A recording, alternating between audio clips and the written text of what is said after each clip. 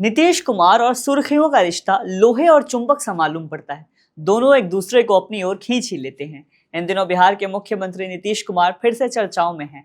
मामला है नीतीश कुमार और महात्मा गांधी से जुड़ा हुआ, जहां महात्मा गांधी के श्रद्धांजलि सभा कार्यक्रम में नीतीश कुमार ताली बजाने लगे। वीडियो वायरल हुआ। नीतीश को गोडसे समर्थक, गांधी विरोधी भी बताया जाने लगा।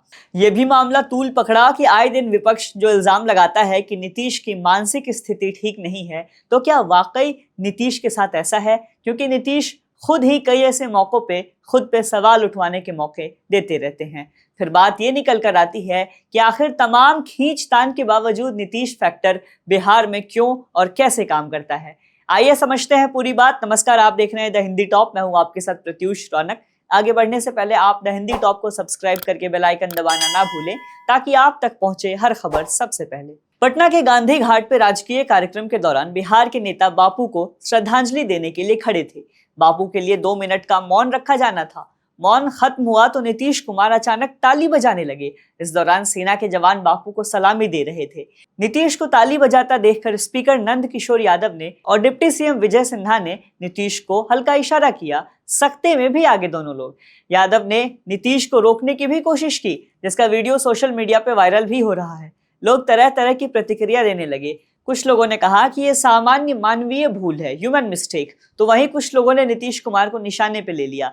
बिहार विधानसभा के नेता प्रतिपक्ष तेजस्वी यादव ने नीतीश कुमार पे तीखा कटाक्ष किया है। उन्होंने एक्स पे लिख दिया कि आज के दिन गोडसे द्वारा महात्मा गांधी जी की हत्या करने पे ताली बजाकर उसका जश्न मनाते गोडसे उपासक बिहार के मुख्यमंत्री श्री नीतीश कुमार। श्री नीतीश कुमार जी तन मन धन से गोडसे और संघ के आराधक हैं। क्या यह घटना नहीं दर्शाती कि उनकी मानसिक स्थिति प्रदेश चलाने योग्य नहीं है? आपको बताते चले कि नीतीश कुमार के मानसिक स्वास्थ्य को लेकर लगातार सवाल उठते रहे हैं। नीतीश कुमार कई बार अपने किए हुए से ही सवाल के घेरे में आ जाते हैं। 2-4 उदाहरण से आपको समझाई देते हैं। नवंबर 2024 में नीतीश कुमार प्रधानमंत्री मोदी के पैर छूने लगे। फिर नीतीश कुमार भाजपा नेता आर.के. सिन्हा के भी पैर छूने लगे थे। कुछ और उदाहरण में आपको समझाएं तो बात निकल कर आती है कि बिहार के बेगूसराय में बीते दिन प्रगति यात्रा नीतीश कुमार कर रहे थे। वहां महिलाओं से बात करते हुए उन्होंने महिलाओं को विकास गिनवाते हुए कह दिया कि पहले कोई लड़की कपड़ा पहनती थी जी, नहीं ना, अब कितना बढ़िया कपड़ा पहनती है, कितना बढ़िया से बोलती है। बिहार विधानसभा में भाषण देते हुए नीतीश कुमार ने एक बार पुरुष और स्त्री के वैवाहिक रिश्ते और शारीरिक संबंधों को लेकर भी बयान दे दिया था, जिसके बाद नीतीश लगातार निशाने पे ले लिए गए थे। एक सरकारी स्कूल में भी स्टूडेंट किट बांटते समय नीतीश ने एक बच्चे के गर्दन में ही झोला पहना दिया था, जिसके बाद नीतीश के मानसिक स्वास्थ्य पे सवाल उठने शुरू हो गए थे। मगर सवाल यहाँ यह है कि नीतीश भाजपा के साथ गठबंधन में रहते हुए कुछ भी करते हैं तो तेजस्वी और आरजेडी समेत बिहार के तमाम विपक्षी दलों के निशाने पे आ जाते हैं। वहीं आरजेडी के साथ गठबंधन में रहते हुए कुछ भी अजीबोगरीब करते हैं तो भाजपा वाले हमलावर हो जाते हैं। जिस पार्टी या गठबंधन को ज्वाइन करते हैं उसके विरुद्ध ही कुछ कहा हुआ या कुछ किया हुआ भुला दिया जाता है या धुल जाता है। ऐसा क्यों होता है नीतीश कुमार के साथ? ऐसा क्या है बिहार के नीतीश फैक्टर में जिससे सारी नाराजगी, सारे शिकवे, सारी गलतियां एक साथ खत्म हो जाती हैं? कहते हैं कि राजनीति में कोई भी किसी का हमेशा का दोस्त या हमेशा का दुश्मन नहीं होता। नीतीश कुमार को ये बात ठीक से समझ में आ गई है, इसीलिए हवा और हालात को देखते हुए नीतीश पलटी मारते हैं। नीतीश कुमार बिहार की सियासत की वो जरूरत है जो सबसे लिए जरूरी मालूम पड़ते हैं।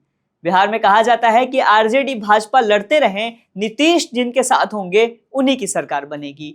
जनता और बिहार विधानसभा भवन के बीच नीतीश सेतु का काम करते हैं, पुल का काम करते हैं। नीतीश से होकर ही सब गुजरते हैं। गौरतलब है कि नीतीश के पास बिहार की आधी आबादी का मत और भरोसा है, यानी महिलाओं का वोट नीतीश के पाले में है। महिलाओं के लिए शिक्षा अभियान, बिहार में साइकिल बांटना, पोशाक राशि, मिड डे मील और शराबबंदी जैसे फैसलों से बिहार की महिलाओं का वोट नीतीश के पाले में आया है। नीतीश को बिहार में ओबीसी समाज और पिछड़े वर्ग का वोट भी नीतीश कुमार को मिलता रहा है। आपको बता दें कि बिहार की आबादी में कुल 27% लोग ओबीसी हैं और 36% लोग एक्सट्रीम बैकवर्ड क्लास से आते हैं, जो कि पूरी आबादी का 63% हिस्सा है, 63%। जाहिर है कि बिहार में कुल 243 विधानसभा सीट हैं। बहुमत के लिए 122 सीटें चाहिए होती हैं। 2020 के विधानसभा चुनाव की बात करें तो आरजेडी को 75 सीटें मिली थी, भाजपा को 74 सीटें, नीतीश कुमार यानी जदयू को कुल 43 सीटें मिली थी। नीतीश कुमार सरकार बनाने के लिए सबसे अहम जरूरत के तौर पे उभर कर आ गए। नीतीश कुमार बिहार में सबसे मजबूत पार्टियों में से एक होकर भी भाजपा और आरजेडी से 30-32 सीटें कम लाते हैं, फिर भी कुर्सी पे बैठते हैं, क्योंकि नीतीश बिहार में सरकार बनाने के लिए एक्स फैक्टर माने जाते हैं। आधी से ज्यादा आबादी का वोट नीतीश कुमार के हिस्से में मिलता है। बिहार की जरूरत की कड़ी बन जाते हैं नीतीश। इसीलिए नीतीश जिधर के भी होते हैं उधर नीतीश का दामन दूध से धुला हुआ मालूम पड़ता है। नीतीश इसलिए शायद बिहार में आत्मविश्वास से पोस्टर लगवाते हैं कि नीतीश सबके हैं, या फिर ये कि जब बात बिहार की हो तो नाम सिर्फ नीतीश कुमार का हो। फिलहाल के लिए इस वीडियो में इतना ही। वीडियो पे अपनी राय कमेंट करें, वीडियो शेयर करें, सब्सक्राइब करें द हिंदी टॉप। हमें एक्स यानी ट्विटर, फेसबुक और इंस्टाग्राम पर भी फॉलो करें।